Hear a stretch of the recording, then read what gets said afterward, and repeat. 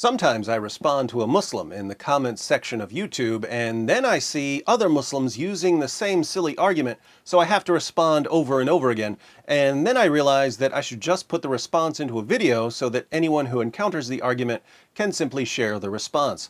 Here's an example.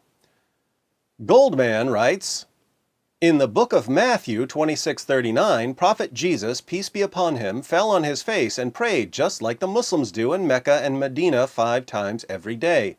I have never seen any Christian falling on his face and praying. This argument is popular in Muslim memes on Facebook and Twitter. As we look at 3 of them, notice that they never quote the entire verse. Why don't they quote the entire verse? Because if they quoted the rest of the verse, it would destroy their argument.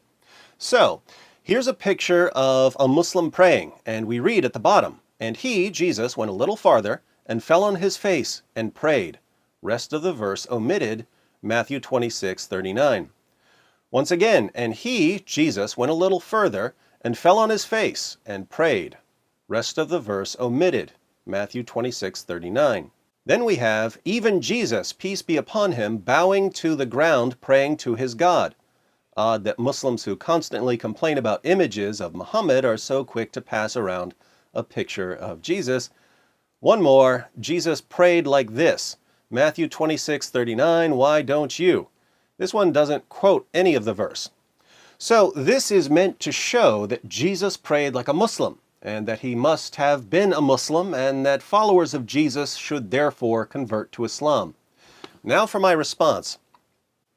Hi, Goldman. You've never seen a Christian praying on his face because Jesus commanded his followers, when you pray, you are not to be like the hypocrites, for they love to stand and pray in the synagogues and on the street corners so that they may be seen by men.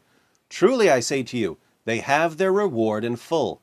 But you, when you pray, go into your inner room, close your door, and pray to your Father who is in secret, and your Father who sees what is done in secret will reward you. Matthew 6:5-6. Notice that this is the same book you just cited to show that Jesus prayed like Muslims. Muslims pray in the open so that you may be seen by men. Jesus condemns your prayers. Jesus also said, in the same book you cited, and when you are praying, do not use meaningless repetition as the Gentiles do, for they suppose that they will be heard for their many words. Matthew 6:7. What do Muslims do when they pray? They recite memorized prayers in a language most of them don't understand.